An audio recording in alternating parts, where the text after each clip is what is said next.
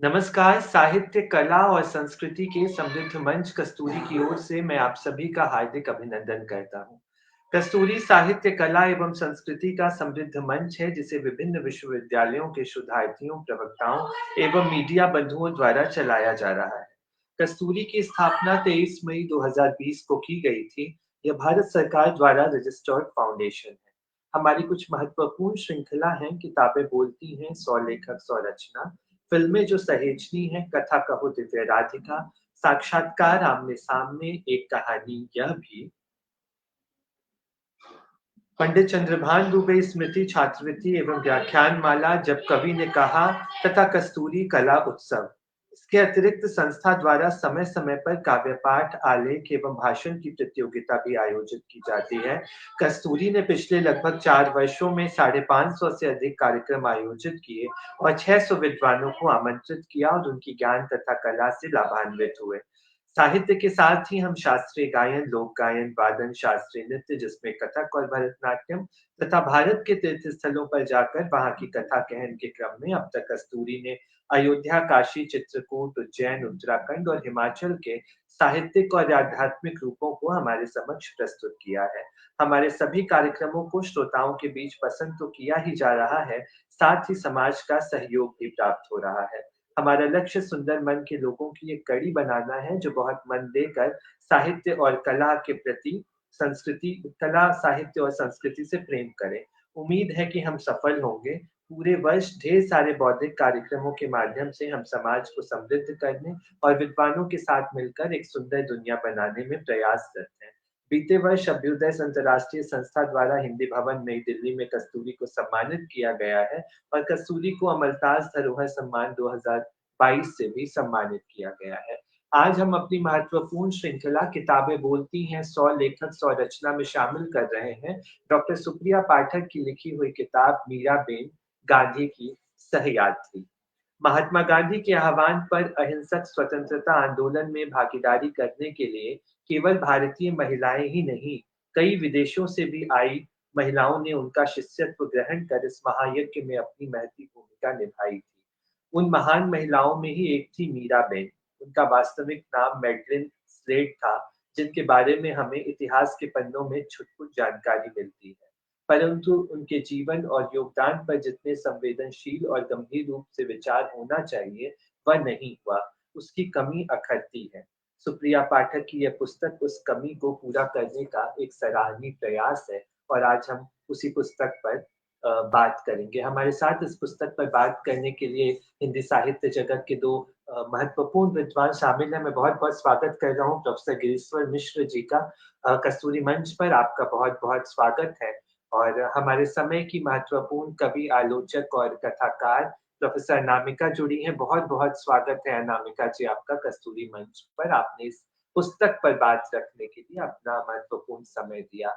मैं इस पुस्तक की रचनाकार डॉक्टर सुप्रिया पाठक जो हमारे समय की महत्वपूर्ण आलोचक भी हैं, मैं उनका स्वागत करता हूँ और मंच की ओर से बहुत बधाई देता हूँ सुप्रिया जी, आपने ये इतना सुंदर काम करके हम सबको एक नई दृष्टि दी है, एक नया ज्ञान भी हमें मिसलेट के बारे में मिला है। मैं आप सभी का बहुत स्वागत करता हूँ और इस पर चर्चा को शुरू करता हूँ। मैं सबसे पहले प्रोफ़ेसर अनामिका से ही अपना सवाल रखता हूँ। जिस तरह हम देखते हैं कि जो स्त्रीवादी इतिहास लेखन में जो अदृश्य स्त्रियों को सामने लाने की महत्वपूर्ण भूमिका निभाई है, हम सब जानते हैं। आप इसे किस दृष्टि से देखती हैं, अनामिका जी? आपका माइक ऑफ है अनामिका जी, उसको ऑन कर लें और फिर आप अपनी बात रखें। स्त्री विमर्श पर शुरू से ही एक अभियोग सा लगता रहा है कि ये ओड टू वेस्ट विंड है, मतलब कि पश्चिमी तामझाम से प्रभावित आंदोलन है और स्त्री विमर्श में जो भी तेवर दिखाने वाली स्त्रियां हैं, उन्हें अपने देश के की मिट्टी से कोई लेना देना नहीं है। इसके जवाब में ये कहा जा सकता है कि कोई भी विमर्श नदी की तरह कहीं से फूटे लेकिन जब अलग अलग नैतिक भूगोलों में वो नदी उतरती है तो वहां की जड़ी बूटियों की गंध उसमें आ जाती है, उतर आती है। भारतीय चिंतन धारा के साथ जब स्त्री चिंतन की जड़ी बूटियां घुली तो, या उल्टा उसकी धारा के साथ जब भारतीय चिंतन की जड़ी बूटियां और स्थानीय परंपराओं की जड़ी बूटियां घुली तो एक नई तरह की जीवन दृष्टि हुई। और इतिहास लेखन में खासकर जो ये अभियोग लगा कि ये आयातित है, उसके जवाब में ये कहना है मुझे कि कैनोनिकल और कॉलोनियल दोनों जो इतिहास लेखन की पद्धतियां थी या जीवन दृष्टि थी, स्त्री लेखन परंपरा ने, स्त्री इतिहास लेखन परंपरा ने उसको चुनौती दी। और कॉलोनियल को तो दी ही, कैसे दी कि उसने जो घरेलू चिट्ठी पत्रियां, डायरी लेखन, लोकगीत, लोक कथाएं, अफवाहें, किंवदंतियां, इनका जो अपोरिया था, इनका जो इम्पास था, उसने उसको भी डिकंस्ट्रक्ट किया। और दादी नानी के छोड़ी हुई जो सौगातें थी, जो हमारे बुजुर्गों के मौखिक साहित्य का वो जो भी इम्पास था, उसने उसको भी संरचित किया और कैनन एक नया बनाया, स्त्री को देखने की एक दृष्टि नई बनाई और वैश्विक बहनापे की अवधारणा नई गढ़ी कि किसी भी देश, किसी भी नस्ल, किसी भी वर्ग, किसी भी वर्ण की स्त्री हो, उसकी अलग अलग समस्याएं हो सकती हैं, लेकिन कुछ समस्याएं साझा हैं। जैसे सबकी देह उसके शोषण की प्राइम साइट है, आधार भूमि रही है, और उसको सिर्फ एक कोख में या एक देह में कीलित करके देखना सबको उद्वेलित करता रहा है। तो इस तरह और कुछ, और उसकी भाषा भी जो स्त्रियों की है और देखने का ढंग जो है, वो कहीं से आई हुई स्त्री हो, देशी हो, विदेशी हो, उसमें एक तुरंत जुड़ जाने का जो भाव है और एक अंतरंग भाषा का जो उसके प्रकाश है, जिसके आंचल में दूध, आंखों में पानी और बतरस का शहद है उस भाषा में, वो एक अनूठा आयाम है। यहाँ के स्त्री इतिहास लेखन ने इस वैश्विक बहनापे की धारणा को एक अलग आयाम दिया है। और सुप्रिया ने जो ये किताब लिखी है, वो भी एक कहाँ से आई हुई स्त्री है और वहां की परिस्थितियों का इतना अंतरंग चित्रण करके एक लेजेंड जो गांधी का बन रहा था, या आदर्श पुरुष की तलाश में एक स्त्री आती है और किस तरह के अंतरंग विवरण देकर वो बहुत सारे सवालों का जवाब देती हैं। ये उनका बहुत बड़ा अवदान है कि बहुत सारी चीजें वो दिखा देती हैं। एक एक शुरू में जब आती है मीरा, उससे मतलब मैगडलेन, उसके बाद और मीरा जब है जो जा रही हैं, तब के कई अंतरंग विवरण हैं जो पुरुष इतिहास लेखन ने नहीं दिए, क्योंकि वो हमेशा ही राजाओं, महाराजाओं और प्रभुत्व संपन्न लोगों का इतिहास लेखन रहा है। तो यही अंतर मुझे मुख्य लगता है। अंतरंग विवरण जो है, बहनापे के जो सूत्र हैं और स्त्री दृष्टि है, ये बहुत अलग ढंग से यहाँ आती है और फिल इन द ब्लैंक्स की तरह रिक्त स्थानों की पूर्ति करती हुई। जी, जी, बिल्कुल अनामिका जी, और असल में फिल इन द ब्लैंक्स की तरह ही ये बात आती है। बिल्कुल मैं आपसे सहमत हूँ, और मैं गिरीश्वर जी की तरफ चलता हूँ, और मैं आपसे जानना चाहूँगा कि मीराबेन और गांधी के संबंध में इससे पहले भी बहुत सारी किताबें लिखी गई। जैसा जब मैं परिचय दे रहा था तो मैंने बताया कि कुछ छुट-पुट चीज़ें हमें दिखाई देती हैं। ये इस पुस्तक को आप किस तरह से अलग देखते हैं गिरीश्वर जी, इस क्रम में? आप अपना माइक ऑन कर लें एक बार और फिर अपनी बात करें।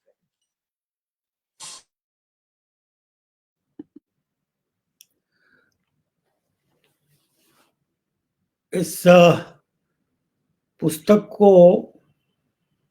सुप्रिया के काम, जो कि पिछले लगभग 2 दशकों में फैला हुआ है, उसके साथ देखना शायद ज़्यादा अच्छा होगा। सुप्रिया ने ये कोशिश की है कि यहाँ पर जो स्त्री को केंद्र में रख करके, या स्त्रीवादी आंदोलन कह लीजिए या स्त्री दृष्टि कह लीजिए, उसके कई आयामों को खंगालती आ रही हैं वो। और मैं उनको पहले तो बधाई देना चाहूँगा कि इस विशेष प्रश्न को उन्होंने उठाया, जो कभी कई लोगों के बीच विवादों का भी एक केंद्र रहा है। मैं मनोविज्ञान का विद्यार्थी हूँ, और हम लोगों के एक बड़े महत्वपूर्ण लेखक हुए हैं सुधीर कक्कड़। उन्होंने मीरा एंड महात्मा करके एक विश्लेषण प्रस्तुत किया था। और जो ब्यौरा हमको सुप्रिया जी के इस विस्तृत विवेचन में दिखाई पड़ता है, वो एक व्यापक संदर्भ में मीरा का विकास कैसे हुआ है, उसको हमारे सामने ले आता है। उन्होंने तिनका तिनका बहुत जगह से जुटाया है। मीरा का जन्म जहाँ हुआ, जिस परिवार में, जिस तरह से उनका पालन पोषण हुआ, और ये एक तरह की केस स्टडी पूरी हो गई है उनकी, और किन लोगों का प्रभाव उनके ऊपर था। भारत में जब वो आती हैं तो उनका ये दूसरा आना था जब वो गांधी जी के निकट आती हैं। उसके पहले उनका एक और आना हुआ था।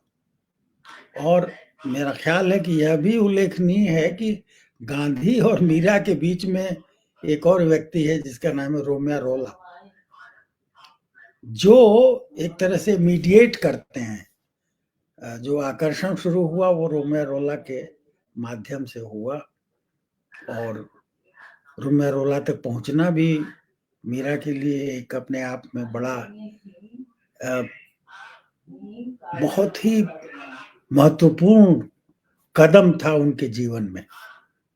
उनसे संपर्क उनका बना रहा, और जैसा कि हम सब लोग जानते हैं, रोमियो रोला ने गांधी का जीवन नजदीक से पढ़ करके, देख करके, और तमाम सारी चीजों को लेकर के लिखा था। उनकी रुचि भारत में रही। तो कैसे मीरा मीरा बनी, मेरा ख्याल है ये अधिक महत्वपूर्ण है, और उसमें हमको कई आयाम भी दिखाई पड़ते हैं। मीरा का जो आकर्षण गांधी के प्रति है वह किस प्रकार का है। देवता,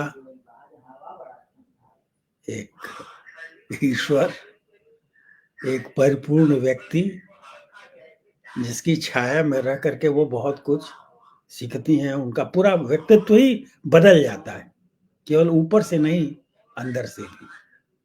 और उसका प्रमाण यह है कि गांधी के बाद भी वो जिस दिशा में चली, गांव का या और भी जो तमाम सारा उनका विभिन्न प्रकार के कृषि के क्षेत्र में उन्होंने बहुत सारा काम किया, गांव को कैसे सुधारा जाए, आदि आदि उनके प्रश्न थे। तो उनका एक तरह से ट्रांसफॉर्मेशन कह लीजिए, एक पुनर्रचना होती है भारत में आकर के। और मैं समझता हूँ कि इस बात को सामने ले आने में ये किताब सफल है। तो उनके व्यक्तित्व का विकास, उसका विस्तार, उसका परिमार्जन किन प्रभावों के बीच होता है और वो क्या बनती हैं, कौन कौन से क्षण आते हैं उनके जीवन में जब उनको बहुत सारे द्वंद्व होते हैं, आकर्षण। वो 30 साल की उम्र में भारत आई थी जब मेरा ख्याल है 30-33 साल की उम्र में गांधी के निकट, और फिर एक विद्यार्थी के रूप में। और मजेदार बात यह है कि बाद में एक प्रकार से वह इंटरप्रेटर कह लीजिए या मीडिएटर कह लीजिए, वो गांधी के साथ उनकी छाया की तरह से पूरे राजनीतिक कार्यक्रमों में भी भाग लेती हैं।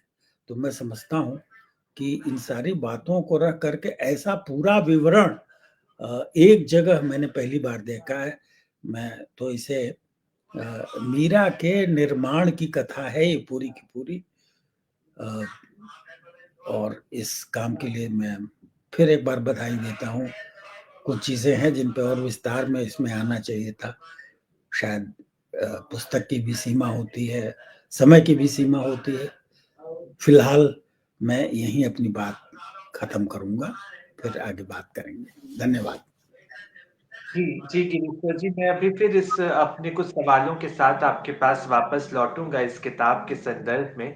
लेकिन अभी मैं चाहता हूं इस किताब का संदर्भ देते हुए अनामिका जी से मैं पूछूं कि जो भारतीय स्त्रीवाद है, आप किस तरह से इस किताब को उसमें देखती हैं, आपके लिए क्या अर्थ और संदर्भ है, और स्वतंत्रता आंदोलन में जो स्त्रियों की जो भूमिका रही है उसको आप किस तरह से देखती हैं। इन दोनों बातों पर हम बात करेंगे, उसके बाद फिर मैं किताब पर वापस लौटूंगा, क्योंकि ये बात होना बहुत जरूरी है इस किताब के संदर्भ में। प्रोफेसर अनामिका। गांधी जी ने बहुत सारे वक्तव्य उनके थे स्त्री की शक्ति उद्बोधन की, उसकी क्षमता का सार्वजनिक मंच पे उपयोग करते हुए उन्होंने कहा था कि अगर बल का मतलब पशु बल है तब तो पुरुष स्त्रियों से 20 हो सकते, लेकिन अगर बल का अर्थ नैतिक बल है, आध्यात्मिक बल है या बौद्धिक बल है, तो स्त्रियां जो है वो पुरुषों से 20 ही पड़ेंगी, 19 नहीं। हमारे यहाँ साहित्य को भी कांता सम्मित उपदेश कहते हैं, क्योंकि उद्बोध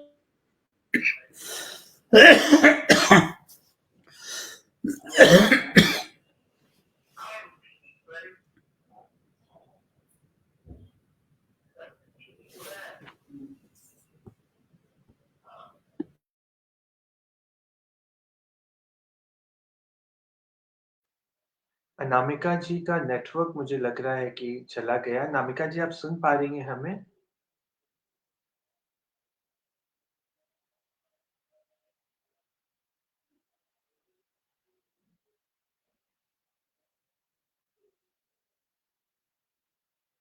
अनामिका जी हमसे जुड़ेंगी तो मैं उसी सवाल पर अनामिका जी की पूरी बात हम सुनेंगे।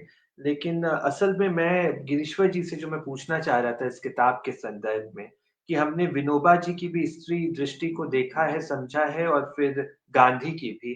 गांधी और विनोबा की स्त्री दृष्टि के जो संबंध है वो किस तरह से आपको भिन्न दिखाई देते हैं इस किताब के संदर्भ में भी, अगर आप बात करना चाहें इस किताब को संदर्भ में लेके गिरीश्वर जी।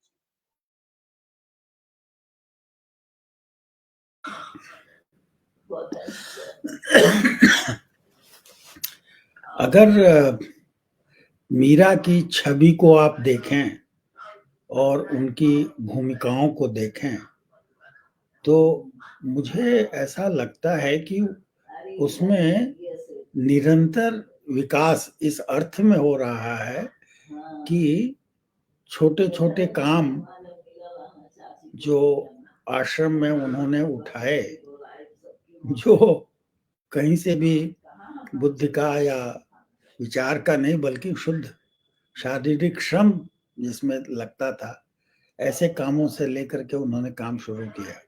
शायद वो गांधी जी की अपनी टेक्निक थी, कैसे वो लोगों को बनाते थे, कैसे लोगों को प्रशिक्षित करते थे और अपने ऊपर कैसे नियंत्रण लाया जाए, इसकी भी उन्होंने बार-बार कोशिश की, उनको दूर रखा, उनको खुद काम करने का मौका दिया और धीरे-धीरे उनका जो परिवर्तन होता है, वह सामाजिक क्षेत्र में और उसके बाद वो राजनीतिक क्षेत्र में आती हैं।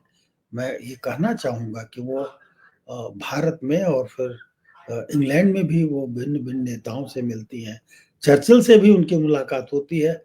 बहुत सारे उन्होंने कदम उठाए भारत के पक्ष में जनमत या लोकमत, राजनीति मत कैसे खड़ा किया जाए। वो इस बात से पूरी तरह कन्विंस थी कि भारत को स्वतंत्रता मिलनी चाहिए और जो ये बड़ा स्वतंत्रता का आंदोलन, इससे वो जुड़ गई सक्रिय रूप से। तो मैं समझता हूँ कि ये एक दिन में नहीं हुआ, ये काफ़ी समय लगा। जब वो इस स्टेज पर आती हैं, तो ये जो भूमिका का जो क्षेत्र है, उसका जो विस्तार है, वह विनोबा जी के यहाँ नहीं है। विनोबा जी के यहाँ जो कार्य का क्षेत्र है, वह भौतिक, शारीरिक और आध्यात्मिक भी है। सामाजिक, राजनैतिक दृष्टि से जो भागीदारी का सवाल है, वह अपेक्षाकृत थोड़ा उपेक्षित मुझे लगता है। वह उतना महत्वपूर्ण नहीं है जितना कि गांधी जी के निर्देशन में उनके निकट रह करके और उनके आश्रम में रहकर, उनके साथ रहकर जो परिवर्तन आया, वो टोटल ट्रांसफॉर्मेशन होता है। अपना वस्त्र वो बदलती हैं, नया रूप बनाती हैं और इसके साथ ही साथ यहाँ की जो जीवन शैली है उसको अपनाती हैं। खाना, पीना, रहना, कैसे भाषा के ऊपर वो धीरे-धीरे जो उनके लिए एक मुश्किल थी, उसको वो दूर करती हैं और तब वो मीरा बनती हैं। तो मैं समझता हूँ कि गांधी की जो पाठशाला है, वो अधिक व्यापक है, अधिक व्यवस्थित है। कभी वह प्रत्यक्ष रूप से, कभी अप्रत्यक्ष रूप से आदमी को, भारत में एक शब्द आता है संस्कार, तो गांधी जो है वो सबको संस्कृत करते हैं, सुसंस्कृत करते हैं। तो ये जो संस्कार वाला काम है, गांधी की पाठशाला में चलता रहा और तरह-तरह से चलता रहा, जिसका निर्देशन उन्होंने किया, बताते रहे और उसके आचार्य थे वो, इसमें कोई शक नहीं है। और ये मीरा जो है वो एक समग्र व्यक्तित्व के रूप में तमाम तनावों को झेलते हुए भी, निजी जीवन में भिन्न-भिन्न प्रकार के अनुभवों से गुजरते हुए भी, गांधी के प्रति उनका क्या आकर्षण था, शायद उसके कई शेड्स हैं, कई उसकी छवियाँ हैं, कई उसके रूप हैं, काफ़ी उसमें बदलाव आता है। लेकिन अंततः जो स्थिर होती हैं, वह गुरु हैं, आचार्य हैं, पिता तुल्य हैं और गांधी भी उनको अपनी पुत्री के रूप में स्वीकार करते हैं। लिखित उनका वक्तव्य है। मैं समझता हूँ कि उस पर विश्वास करने की ज़रूरत है और किस तरह से जो आदमी खुलता है, ओपन होता है, ये भी हमको इनके पूरे व्यक्तित्व के विकास में दिखाई पड़ता है और कैसे-कैसे उसका विस्तार होता है। जो खाना बनाने के काम में मदद करने से शुरू करके और आश्रम में झाड़ू लगाना, सफाई करने के काम से शुरू करके और बड़े से बड़े नेताओं के बीच भारत की बात कहना, ये पूरी रेंज, ये जो विस्तार हुआ है, जो व्यक्तित्व खुला है, मेरा ख्याल है कि वो अद्भुत, विलक्षण है। तो ये सारा कुछ विनोबा जी के यहाँ नहीं संभव है। विनोबा जी शरीर को महत्व देते हैं, शरीर श्रम को महत्व देते हैं, आध्यात्मिक उन्नति को महत्व देते हैं, आत्म परिष्कार को महत्व देते हैं और मेरा ख्याल है कि वो जिस व्यापक परिक्षेत्र में गांधी जी और उनका जीवन और उनका कार्य है, वो कहीं दूर चला जाता है। जी जी गिरीश्वर जी, ये महत्वपूर्ण दृष्टि विनोबा और गांधी से को इस तरह से अलग करती है, इस पर आप बहुत जरूरी बात कह रहे थे। लेकिन मैं फिर इस किताब के संदर्भ में आपसे जानना चाहूंगा कि वो आजादी का वक्त था और हमने स्वतंत्रता के वक्त जो गांधी जो संस्कार भी दे रहे थे, जो संघर्ष कर रहे थे, उसमें मीराबेन आती हैं और उनके बारे में सुप्रिया जी ने यहाँ पर जिक्र किया है। आज के समय में इस किताब को किस तरह से रेलेवेंट माना जाए, क्योंकि वो समय बीत चुका है, तो कैसे हम आज के समय में क्या चीजें इसमें से पा सकते हैं? क्या कुछ है इस साहित्य में सीखने के लायक, मतलब रेलेवेंसी पे आप अगर कुछ बात करें इस पुस्तक के, गिरीश्वर जी?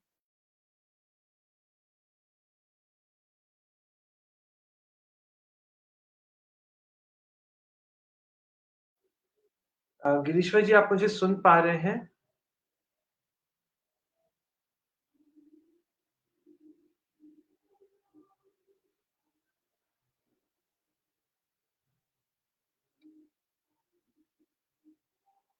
शायद गिरीश्वर जी के यहाँ भी नेटवर्क की समस्या आ रही है। मेरी आवाज़ शायद उन तक नहीं पहुँच रही है। मैं सुप्रिया जी आपकी तरफ आता हूँ, हमारे दोनों विद्वान फिर जुड़ेंगे तो मैं उनसे सवाल अब लूँगा। शायद कनेक्शन आ जी, गया। जी। जी, हाँ, अभी अभी आपकी आवाज़ आ रही है। आप इस किताब की प्रासंगिकता पर मैं चाहूँगा कि कुछ बात करें। जी। बहुत अच्छा प्रश्न आपने रखा। आज का जो समय है वह बहुलता का है, विकल्पों का है। जीवन कैसे हम जिएं इसके लिए हमारे पास बहुत सारे मॉडल हैं, बहुत सारे आदर्श हैं, कई राहें हैं और इसकी छूट है या स्वतंत्रता हमने ले रखी है कि जीवन कैसे जिया जाए। मीरा ने भी चुना था और अपने जीवन को एक राह दी थी और तलाश किया था और मेरा ख्याल है कि कई ऐसे जीवन में उनके मौके आते रहे जब वो विचलित भी हो रही थी। कहाँ जाएँ, क्या करें, ये मुश्किल उनके सामने खड़ी हो रही थी और फिर वो स्थिर होती हैं एक शुद्ध सात्विक व्यक्तित्व के रूप में। जो समाधान उन्होंने ढूँढा, जिस तरह से जीवन उन्होंने जिया और एक भिन्न देश काल से, भिन्न प्रकार के मौसम में रहने वाली, भिन्न प्रकार की जीवन शैली में रहने वाली किस तरह से अपने को बदलती है, ये अपने आप में एक बड़ी ज़बरदस्त सीखने का हमको मौका मिलता है कि आदमी कैसे बदल सकता है, कैसे उसमें परिवर्तन आ सकता है। तो इसकी कोई माने सीमा नहीं है कि कहाँ तक आदमी जो है बदल सकता है।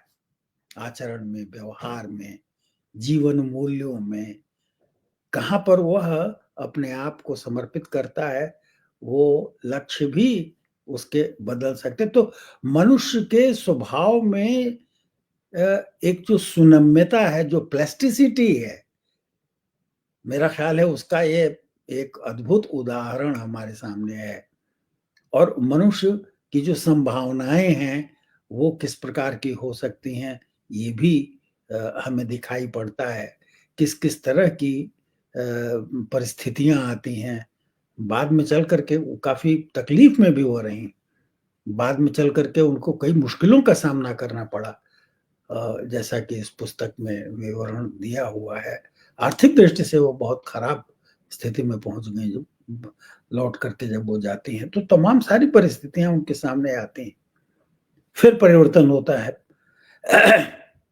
भारत की ओर से उनको सहायता मिलती है, उनको पद्म विभूषण भी दिया जाता है और उनको स्वीकार किया जाता है कि वह एक नेत्री रही हैं, उनका भारतीय स्वतंत्रता संग्राम में योगदान रहा है।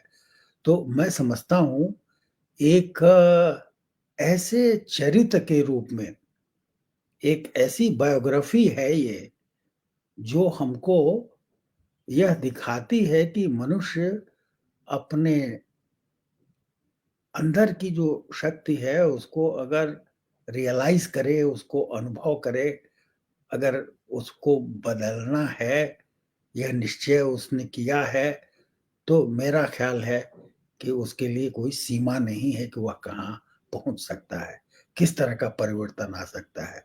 तो ये तो एक ऐसा एग्ज़ाम्पल है, जो कि कई दृष्टियों से अद्भुत है और हमें इसको बल्कि मैं तो कहूँगा कि इसकी प्रमुख चीज़ों को लेकर के इसका छोटा रूप भी अखबारों में जाना चाहिए। ये बच्चों के विद्यालय के लिए एक छोटी पुस्तिका भी होनी चाहिए कि यहाँ ऐसा भी होता है, मनुष्य जो है वो स्वयं निर्णय लेता है और किस दिशा में वो आगे बढ़ता है, इसकी मिसाल, अगर मिसाल कहा जाए तो हमको इसमें दिखाई पड़ती है। तो मैं समझता हूँ कि ये पुस्तक पठनीय है और इसकी संभावनाएँ हैं, इस अर्थ में कि वह हमारे दृष्टि को खोलने वाली है कि मनुष्य को एक एक लेवल में, एक टाइप में, एक कैटेगरी में आप फिक्स कर दें और कह दें ना, ये तो बस यही है, जीवन भर ये यही रहेगा, ऐसा कुछ नहीं है। मनुष्य जो है वो अपार संभावनाओं से भरा होता है, वो उसको रियलाइज़ कर सकता है। तो मुझे तो ये बड़ी उपयोगी पुस्तक लगी और मैं समझता हूँ कि इसका प्रचार होना चाहिए, इसका पेपरबैक भी हो तो अच्छा है ताकि वो अधिक सस्ता भी हो और लोगों को पढ़ने को भी प्राप्त हो। तो मनुष्य के व्यक्तित्व के परिवर्तन की संभावनाओं को यह रेखांकित करती है कि उसके कई आयाम हैं।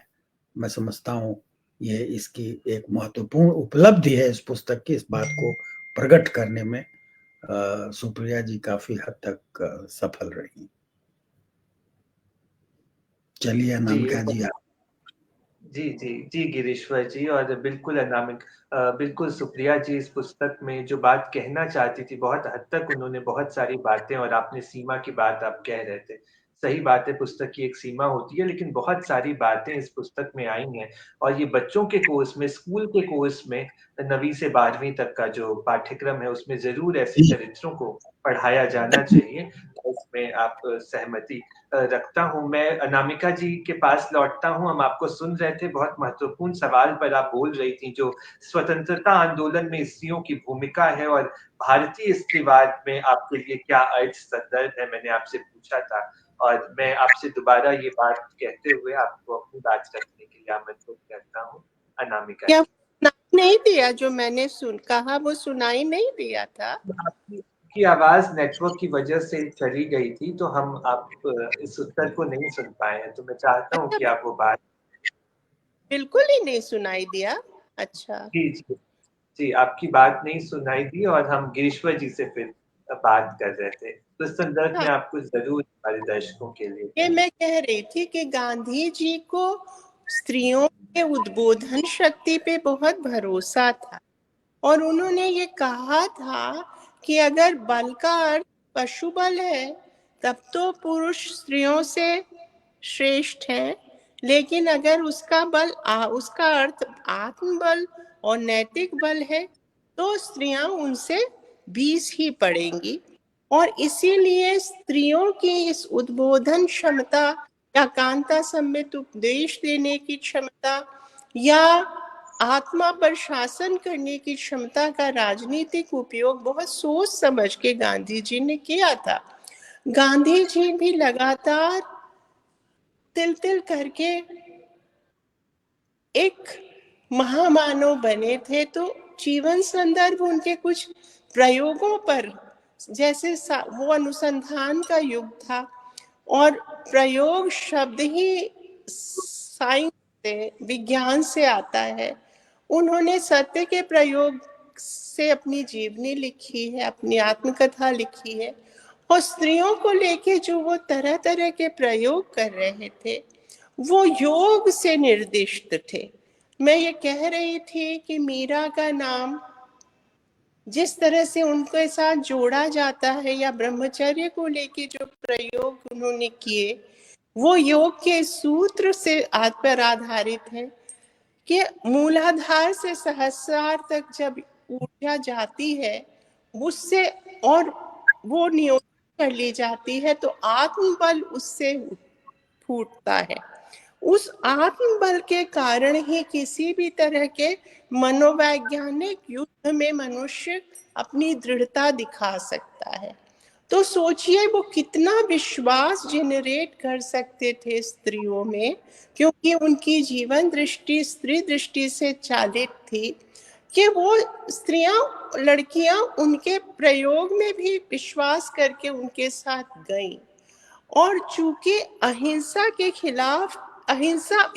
खिलाफ था ये युद्ध, और हिंसाग्रस्त आतंक विह्वल समय से गुजरकर मीरा यहाँ आई थी शांति की तलाश में, तो इन्होंने भी उसमें सहयोग किया और उन्होंने उनका आत्मबल बढ़ाने का जो भी उन्होंने उपाय बताया, सुनाया, सुझाया था, उसमें उन्होंने साथ दिया। लेकिन एक गुरु शिष्य का जो संबंध होता है, या पाठक और लेखक का जो संबंध होता है, या मेरा और गिरीश्वर जी का, या मेरा और विशाल आपका, या मेरा और सुप्रिया का जो संबंध है, वो स्त्री पुरुष संबंध से कहीं ऊपर है। नर मादा का रिश्ता नहीं है, वो सौहार्द का नाता है, जो कि लोगों की ये जो दृष्टि होती है कि जहां भी स्त्री पुरुष का सौहार्दपूर्ण नाता होगा वो नर मादा का ही नाता होगा, इसका खंडन करती है ये बायोग्राफी, ये और इस तरह की समाज की बहुत सारी और आत्मकथाएं कि मानवीय रिश्ता हो सकता है और वो इतना गहरा हो सकता है कि एक दूसरे के भीतर जो उनकी संभावनाएं हैं बुद्धत्व की या गांधी और देवत्व की या उनके शुभत्व की, वो उद्घाटित कर सके। एक दूसरे को प्रकाशित करता हुआ जो संबंध होता है, जो देह के परे जाता है, आत्मा के धरातल तक जाता है, आत्मबल को बढ़ाता है, इसके अंतरंग विवरण इन्होंने लगातार दिए हैं। और उसमें वो डांटते भी हैं पिता की तरह और कहते हैं कि तुम मेरी बेटी हो, लेकिन पिता मित्र भी हो सकता है। वो उसको जब पृथ्वी सिंह जी से उनको प्रेम होता है तो वो गांधी से आके कहती हैं, जैसे कोई बेटी अपने पिता से आके कहे, और विवाह के लिए भी वो प्रस्तुत करती होते हैं। नहीं हो करते विवाह पृथ्वी सिंह जी, लेकिन गांधी से वो सब कुछ बताती हैं। और मित्र की तरह भी कभी कभी वो भावुक होती हैं और भावुक होकर चिट्ठी लिखती हैं, जहां वो हिंदी सीखने गई हैं वहां से, या मलेरिया ग्रस्त इलाके में जो सेवा करने गई हैं वहां से। तो गांधी जी उनकी भावुकता को नकारते हैं, उनको एक गुरु की तरह डांटते हैं। तो ये जो एक संबंध में कई संबंधों की छाया है, ये जिन अंतरंग विवरणों से सामने आ सकती थी, सुप्रिया ने वो विवरण दिए हैं, वो चिट्ठियां दी हैं, प्राइमरी सोर्स जुटाए हैं। और इसलिए सीइंग इज बिलीविंग के हिसाब से हाथ कंगन को आरसी क्या, ये दिखाया है। ये प्रवाद शांत करने के लिए आदमी सिर्फ प्रमाण ही तो जुटा सकता है, और यही स्त्री दृष्टि और इतिहास लेखन की विशेषता है कि जो बहुत ही गौण स्रोत माने गए थे रिसर्च के, चिट्ठियां, डायरी और बातचीत और गपशप, इन सबको भी आधार इसका जुटा के और उसको प्रमाण की तरह प्रस्तुत किया गया, और एक बहुत ही विश्वसनीय ऑथेंटिक ढंग से कथा बुनी गई। उनका एक सैन्य, पहली बार जो गिरीश्वर जी कह रहे हैं कि वो भारत से आती हैं तो प्रभावित नहीं होती हैं, वो अपने ब्रिगेडियर पिता के साथ आती हैं, सैनिक पिता के साथ आती हैं, और उस समय वो सिर्फ महारानियों से मिलते हैं वो लोग, और बड़े अफसर जैसे ब्रिटिश मिलते थे, और वहां उस समय उनको भारत का अंतरंग पता नहीं होता, वो चली जाती हैं। दोबारा जब रोमियो रोलक वाली जीवनी पढ़ के आती हैं और एक गुरु की भेजी हुई दूसरे गुरु के पास आती हैं और अंतरंग जीवन वो देखती हैं, जन जीवन, और आश्रम की स्त्रियों के साथ जब बहनापे का उनका राता बनता है, वो वहां भी विशिष्ट नहीं दिखे, इसका इंतजाम करते हैं गांधी जी, तब जाके उनका प्रशिक्षण पूरा होता है। वो एक अंतेवासी की तरह एक स्त्री कैसे अपना नैतिक विकास करती है और बाद में वो उनका दाहिना हाथ बनती है। गोलमेज कॉन्फ्रेंस में सब तरह से उनको अंग्रेजी में जब उनका अनुवाद होता है उनके लिखे हुए का महादेव भाई करते हैं, उसका संशोधन भी करती हैं। तो दोनों एक दूसरे से गुरु शिष्य भाव से होकर दोनों म्यूचुअल सपोर्ट का जो रिश्ता बनाते हैं, ये एक बहुत ही खूबसूरत कहानी है जिसको इन्होंने बहुत ढंग से पिरोया है ऐतिहासिकता के सारे प्रमाण के साथ, इसलिए इनको बधाई दी जानी चाहिए। जी, जी, बिल्कुल। बहुत धन्यवाद अनामिका जी। आपने बहुत सारे महत्वपूर्ण बिंदु स्वतंत्रता आंदोलन की स्त्रियों से इस पुस्तक में शामिल बहुत सारे महत्वपूर्ण बिंदुओं को रखते हुए अपनी बात कही, और अवश्य इसके लिए सुप्रिया जी बधाई की पात्र हैं। और मैं अभी इस समय सुप्रिया जी के पास ही वापस लौटूंगा, और मैं चाहूंगा कि इस पुस्तक की रचना प्रक्रिया, इस पुस्तक के बनने के पीछे की जो कहानी है, अगर वो आप हमसे साझा करना चाहें, डॉक्टर सुप्रिया पाठक। धन्यवाद विशाल जी। सबसे पहले तो कस्तूरी की टीम का बहुत बहुत आभार, क्योंकि आज का दिन मेरे जीवन का ऐतिहासिक दिन है और यह ऐतिहासिक दिन मुझे कस्तूरी की टीम ने उपलब्ध कराया है, इसलिए आपका बहुत बहुत आभार। आज इस ऑनलाइन फोरम पे जो दो लोग बैठे हुए हैं और जो इस किताब के बारे में अपने विचार व्यक्त कर रहे हैं, वो मेरे लिए सिर्फ एक वक्ता नहीं है, मेरे गुरु हैं, जिनसे मैंने बहुत कुछ सीखा है, जिनकी कक्षाओं में बैठकर, जिनके साथ काम करते हुए बहुत कुछ जाना है। स्त्रीवादी दृष्टि कहते किसको हैं, अनामिका जी से हमने सीखा है, वो हमारी शिक्षिका भी रही हैं। स्त्रीवादी लेखन कैसे किया जाए और एक शोध को करने की संपुष्ट दृष्टि क्या हो सकती है, इन सारी दृष्टियों पर हम सबका लगातार मार्गदर्शन कर रहे हैं हमारे गिरीश्वर मिश्र सर। तो आज जो दो लोग यहाँ पर बैठे हुए हैं, आज दरअसल मेरे बोलने का दिन नहीं है, आज मेरी परीक्षा का दिन है, और ये दोनों ही परीक्षक मेरी लिखी एक किताब, जिसे आज माना गया कि वो कुछ काम हुआ है और मैंने कुछ काम किया है, क्योंकि मेरे गुरुओं ने उस बात को स्वीकार किया कि हाँ कुछ काम किया है तुमने, जो लगातार डांटते हैं और सेमिनार और टर्म पेपर की तरह हम लोगों का मूल्यांकन करते हैं। उन्होंने जब कहा है कि हाँ कुछ तो काम कर दिया और ये एक ऐसा काम है जिसकी सराहना की जानी चाहिए, जिसे टेक्स्ट बुक में शामिल किया जाना चाहिए, तो यह मेरे जीवन की एक बहुत बड़ी उपलब्धि है, क्योंकि ये जो दोनों लोग हैं वो अपने अपने क्षेत्र के महारथी लोग हैं, और अगर उन्होंने इसको स्वीकार किया है, अप्रिशिएट किया है मुझे, उसके लिए तहे दिल से सबसे पहले तो मैं अपने दोनों गुरुओं की ऋणी हूँ और आभारी हूँ, जिन्होंने मेरे इस काम को स्वीकार कर लिया। मीराबेन एक ऐसा काम है जिसको जब मुझे कहा गया करने के लिए, हमारे शिक्षक प्रोफेसर नंदकिशोर आचार्य सर ने मुझे यह दायित्व सौंपा कि सुप्रिया आपको मीराबेन के जीवनी लिखनी है, तो शुरुआती दौर में मुझे बहुत रुचि नहीं थी, क्योंकि मीराबेन के बारे में जितना मैंने पढ़ा था, जितना जो बाकी के रिसोर्सेस मेरे पास थे, उन सबको पढ़ने के बाद मैं भी आम लोगों की तरह ही गांधी मीरा संबंधों को उसी तरह से देखती थी और बहुत मेरी दिलचस्पी नहीं थी। जब मैंने उनको कहा कि सर मेरी बहुत दिलचस्पी नहीं बन पाएगी मीराबेन पे काम करने में, तो उन्होंने लगभग डांटते हुए मुझे कहा कि अगर आप खुद को स्त्रीवादी कहती हैं और ये मानती हैं कि स्त्रीवादी लेखन की एक अलग विधा है, तो आपको इसे चुनौती के रूप में स्वीकार करना चाहिए और गांधी मीरा संबंधों को लिखते हुए, उसके साक्ष्यों को शामिल करते हुए, और उसको जिस तरीके से भी दिखाया गया है, जिस तरीके से भी उसके बारे में हम जानते हैं, हमारी चेतना में गांधी और मीरा के जो संबंध बने हुए हैं, और सिर्फ गांधी और मीरा के ही नहीं, बल्कि गांधी जी के साथ काम करने वाली जितनी भी उनकी अनुयायी महिलाएं थी, उनके गांधी जी के साथ क्या संबंध थे। तो कई बार जो गांधी के आलोचक हैं वो उसे बहुत रोमांटिसाइज फॉर्म में भी पेश करते हैं। मीरा और महात्मा भी लगभग उसी रूप में हमारे सामने उपस्थित होती हैं। तो मीरा एक ऐसी छवि है जो रहस्यमय रूप से प्रकट होती है, और मीरा और गांधी के संबंधों को नॉर्मली एक प्रेमी प्रेमिका के संबंधों की तरह ही देखा जाता है, या बहुत उसको सतही तरीके से देखा गया। तो उन्होंने जब मुझे ये चुनौती दी, तो मुझे लगा कि बिल्कुल, स्त्री अध्ययन की शिक्षिका हूं मैं और इतने सालों से मैं स्त्री अध्ययन पढ़ रही हूँ, तो कम से कम मुझे एक किताब तो नारीवादी इतिहास लेखन की दृष्टि से लिखना चाहिए। हालांकि मैं इतिहासकार खुद को बिल्कुल भी नहीं मानती हूँ, मैं एक सामान्य विद्यार्थी हूँ।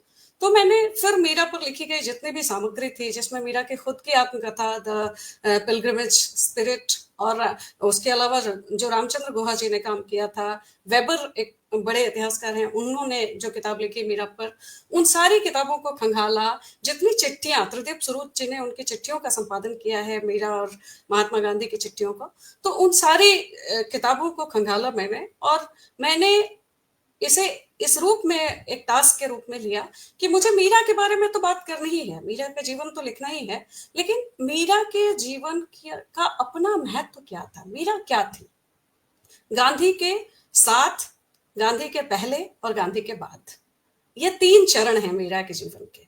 तो मीरा के जीवन का जो पहला चरण है, जिसकी बात गिरीश्वर सर ने कही, अनामिका दीदी कही, कि इसके पहले भी वो भारत आई थी अपने पिताजी के साथ, और उनको भारत रास नहीं आया था क्योंकि मीरा को भारत में कोई रुचि नहीं थी और वो अपने देश वापस चली जाना चाहती थी, और वो वापस जाती भी हैं, उनका मन नहीं रमता है। तो दूसरी बार जब मीरा आती है, पहले की मीरा और दूसरे मीरा में जो बेसिक फर्क है, वो फर्क है कि मीरा मूलतः उसी स्वभाव की थी, गांधी के विचारों से ओतप्रोत मीरा पहले भी थी और गांधी के साथ रहते हुए भी थी। फर्क सिर्फ इतना था कि तब वो गांधी से नहीं मिली थी, और जिस वायसराय हाउस में बैठ के वो पार्टी में जाया करती थी, और मार्शल की बेटी होने की वजह से वो जिन जगहों पर जाती थी, वो जगहें और वो जो शानो शौकत थी अपने पिता के कारण जो उन्हें मिल रही थी, वो उन्हें बहुत रास नहीं आती थी।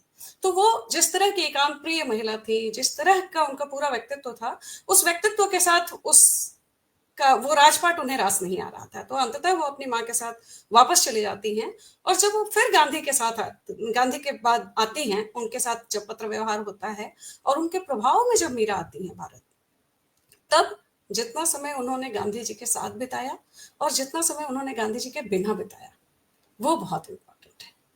गांधी जी के साथ रहते हुए मेरिलिन मीरा बनती है, वो मीरा जिनके अंदर अहिंसा का बीज गांधी बोते हैं, जिन्हें जीवन की बारीकियों से लड़ने, जिनका सामना करने और एक भिन्न सांस्कृतिक परिदृश्य में स्वयं को ढालने का प्रशिक्षण वो देते हैं। और यह प्रशिक्षण एक शिक्षक की तरह वो बैठाकर मीरा को नहीं देते हैं, बल्कि मीरा के द्वारा जो रचनात्मक कार्यक्रम वो कराते हैं, उनके साथ खादी का प्रचार प्रसार कराना, उनको हिंदी सीखने के लिए भेजना, उनको मलेरिया ग्रस्त इलाकों में जाकर लोगों की सेवा करने के लिए, इस तरह के तमाम काम, आश्रम जीवन के लिए उनको अभ्यस्त बनाना कि आश्रम में कैसे रहें। आश्रम का जो पूरा जीवन है वो बहुत कठिन है, और अगर आपको भारत आना है, आपको मेरे साथ रहना है, तो आश्रम के जीवन को आपको स्वीकार करना होगा।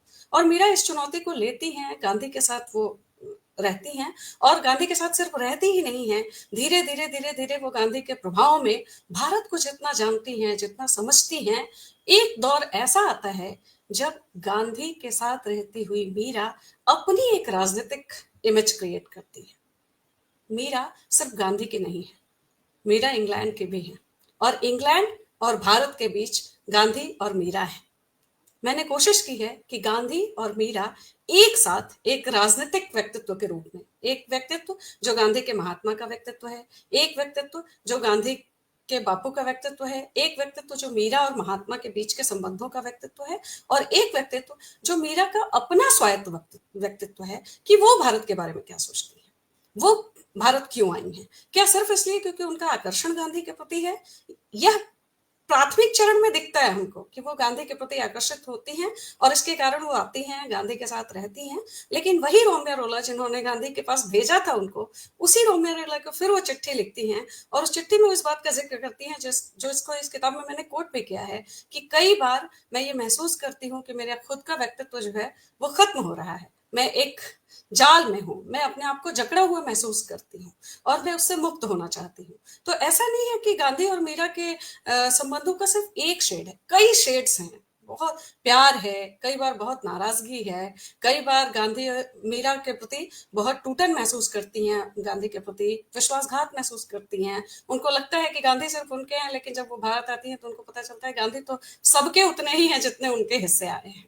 तो एक तरह से गांधी और मीरा के संबंधों के भी बहुत सारे आयाम निखरते हैं, और उन आयामों में मीरा का व्यक्तित्व जिस तरीके से गढ़ते हैं गांधी, जाने अनजाने, मीरा को खुद भी नहीं पता होता है कि वो कब एक राजनीतिक विश्लेषक के रूप में, एक राजनीतिक दूत के रूप में, और जब गोलमेज सम्मेलन के लिए गांधी के साथ मीरा जाती हैं, वहां पर उनकी भूमिका अपने देश के नागरिकों के साथ क्या बनती है, वो भारत की कौन सी इमेज वहां बनाती है, और उन्हें इस बात की जरूरत कैसे महसूस होती है कि भारत को आजाद होने की जरूरत है और हम सब लोगों को गांधी के साथ खड़े होने की जरूरत है। ये एक बहुत ही सतत चलने वाली राजनीतिक प्रक्रिया है जो गांधी के मीरा के व्यक्तित्व का निर्माण करती है, और वो मेडलिंग से सिर्फ मीरा नहीं बनती है बल्कि मीरा बेन बनती है। तो मीरा बेन एक साथ भारत के प्रतिनिधि भी हैं और उसी के साथ वो इंग्लैंड के प्रतिनिधि के रूप में भी बात करती हैं। इंग्लैंड के वायसराय के साथ, लॉर्ड लिनलिथ गो के साथ जो उनका पत्र व्यवहार है, उसमें वो कहती हैं कि भारत छोड़ो आंदोलन की जो तासीर है, उस तासीर को आप महसूस नहीं कर पा रहे हैं। ये पहले वाला आंदोलन नहीं है और न ही गांधी झुकने वाले लोगों में से हैं। अब जो है आर पार की लड़ाई है, और उस आर पार की लड़ाई में ब्रिटिश हुकूमत को हार माननी पड़ेगी। और मैं आपको लगातार इस बात की तरफ चेतावनी दे रही हूँ कि आप लोग पीछे हटिए या संवाद का रास्ता बनाइए, वरना फिर आप इस भारत छोड़ो आंदोलन की सफलता को रोक नहीं पाएंगे। तो एक राजनीतिक व्यक्ति के रूप में मीरा के व्यक्तित्व की जो निर्मिति होती है गांधी के सानिध्य में, वह अपने आप में अद्भुत है। और तब वह गांधी की छाया से दूर जाती है और अपने एक व्यक्तित्व का निर्माण करती हैं, एक ऐसा व्यक्तित्व जो स्वयं गांधी भी चाहते थे कि मीरा का बने। और जब भारत को आजादी मिल रही है, उस दौरान गांधी और मीरा साथ नहीं है, वो अपने आश्रम चला रही हैं और दूर उत्तराखंड के इलाकों में जाकर रह रही हैं। गांधी दिल्ली में हैं, गांधी कभी नोआखली में हैं। पत्र के माध्यम से दोनों लोगों के बीच बातचीत हो रही है। वो आश्वस्त करते हैं मीरा को कि मैं ठीक हूँ, मीरा आश्वस्त करती है कि मैं अपने काम में लगी हुई हूँ और मैं आपके पास नहीं आ सकती हूँ। इस बीच में गांधी और मीरा के बीच सिर्फ पत्र व्यवहार होता है। जिस दिन मीरा ये खबर सुनती है कि गांधी जी को गोली मार दी गई, वह दृश्य बहुत महत्वपूर्ण, क्योंकि वो कहती हैं कि गांधी कहीं नहीं गए हैं, गांधी की जो आभा है वो मेरे इर्द गिर्द है, गांधी की जो दृष्टि है वह मेरे इर्द गिर्द है, और दूर से ही सही वो हम सब को वो रोशनी दे रहे हैं जिससे हम सब का पथ आलोकित हो रहा है। तो गांधी के का जो विजन है, गांधी के सपनों का जो भारत है, अब समय है कि उस सपनों के भारत के स्वप्न को पूरा किया जाए। और उस स्वप्न को पूरा करने के लिए पोस्ट गांधी मीरा बेन जो एफर्ट्स करती हैं, उन एफर्ट्स में आप देखेंगे कि मैंने उसको लिखते हुए इस बात को महसूस किया कि जो फणीश्वर नाथ रेणु की रचना है मैला आंचल, उसका जो वामन दास है, उसका जो कांग्रेस के प्रति जो मोहभंग होता है और वो आत्महत्या करने की तरफ बढ़ता है, ठीक वही स्थिति मीरा की है। मीरा नेहरू के साथ लगातार पत्र व्यवहार करती हैं और वो कहती हैं कि ये जो भारत है, इसका स्वप्न तो बापू ने देखा ही नहीं था, हम सब ने जो तय किया था वो ये भारत नहीं है। और नेहरू उनसे सहमत भी होते हैं। वो कई प्रयोग करती हैं, कई सारी गायों के साथ वो प्रयोग करती हैं, आश्रमों के साथ वो प्रयोग करती हैं, और हर लेवल पे उनको महसूस होता है कि कहीं ना कहीं छूट रहा है, कहीं ना कहीं सब कुछ, यह जो विकास का एक बहुत बड़ा स्वप्न नेहरू के दिमाग में है, उस विकास के स्वप्न में गांधी का स्वप्न जो है वह पीछे छूट रहा है, और वह एक हताशा का भाव महसूस कर रही है। और यह हताशा का जो भाव है वो धीरे धीरे इतना घर कर जाता है कि अंततः रोमियो रोला की जो किताब उनके हाथ लगती है, अंतिम किताब जो उन्हें डाक से मिलती है और उसे पढ़ती हैं, और वो अपने देश वापस लौटने का निर्णय ले लेती हैं।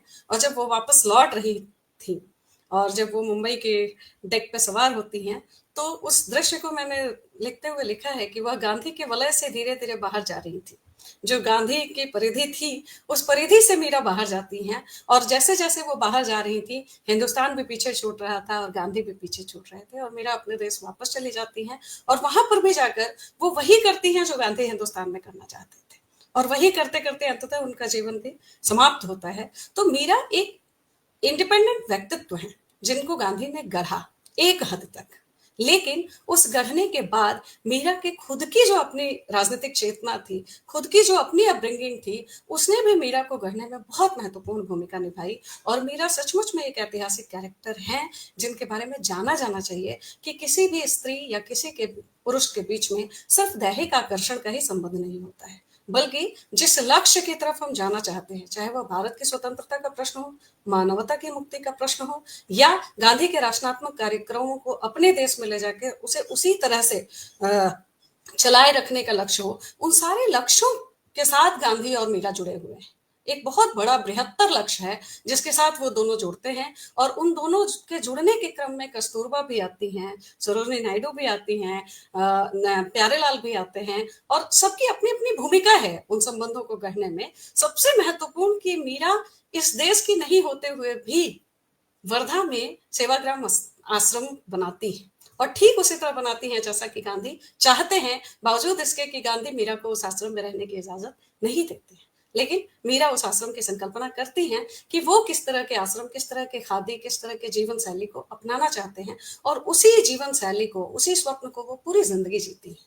तो किस तरह से मीरा के व्यक्तित्व की निर्मिति होती है और गांधी और मीरा के संबंधों को बहुत लघुत्तर रूप में देखने की बजाय उसे बृहत्तर मानवीय संबंधों के रूप में देखा जाना चाहिए, तभी हम शायद गांधी जी के साथ भी न्याय कर सकते हैं और मीरा के साथ भी न्याय कर सकते हैं। मैंने यह छोटी सी कोशिश की थी कि मैं उन साक्ष्यों की मदद से यहाँ तक पहुंच सकूं और आज जो बातचीत हुई उसके आधार पर मुझे लगता है कि थोड़ा सा ही सही लेकिन मैंने अपनी मंजिल पाई है। बहुत कुछ कहना, बहुत कुछ लिखना बाकी रह गया, सर बिल्कुल सही कह रहे हैं और मैं कोशिश करूंगी कि इस तरह का दूसरा कोई भी काम मैं जब लूँ तो उन सारी चीज़ों को और गहराई के साथ शामिल करूं और फिर किसी नई महिला पे जो कि इतिहास के अदृश्य पन्नों में हैं उनको मैं सामने लाऊं मीरा बहन की तरह ही। फिलहाल के लिए इतना ही और बहुत बहुत धन्यवाद गिरीश्वर सर, अनामिका दी और विशाल आपका भी जो मुझे बोलने का मौका दिया आपने इस पुस्तक।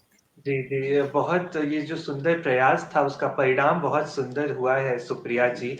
और आपने इस किताब में कोट भी किया है कि जब गांधी की हत्या हो जाती है और मीरा इस बारे में कैसे लिखती हैं कि मेरे कहती हैं कि मेरे लिए सिर्फ दो ही चीजें थी, ईश्वर और बापू। अब वे दोनों एक हो गए हैं। जब मैंने ये समाचार सुना तो मुझे अपने अंदर बहुत गहरे कुछ टूटता सा महसूस हुआ।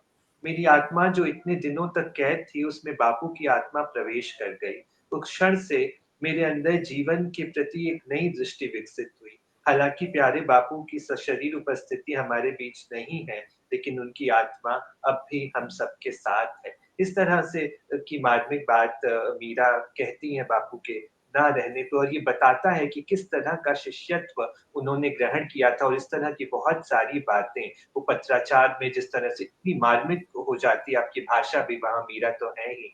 तो इस तरह का ये पूरा काम जो है आपका वो बेहद संग्रहणीय काम है और इस तरह की अनेक और रचनाएँ ऐसे ऐतिहासिक स्त्रियों को जिनको पढ़ा जाना चाहिए, वो आगे आप और भी काम करें ऐसी हमारी शुभकामनाएँ हैं। हमारे साथ साहित्य के महत्वपूर्ण हस्ताक्षर प्रोफ़ेसर गिरीश्वर मिश्र और प्रोफ़ेसर अनामिका जुड़ी थी। मैं बहुत आभार व्यक्त करता हूँ कस्तूरी की ओर से और सुप्रिया जी आप ने अपनी इस पुस्तक को किताबें बोलती हैं 100 लेख अनुमति दी, आज अपना समय दिया, मैं उसके लिए भी आपका आभारी हूँ। बहुत-बहुत धन्यवाद। आप सभी को अगली बार हम नई किताब के साथ आपसे मिलेंगे, तब तक के लिए नमस्कार, शुभ रात्रि।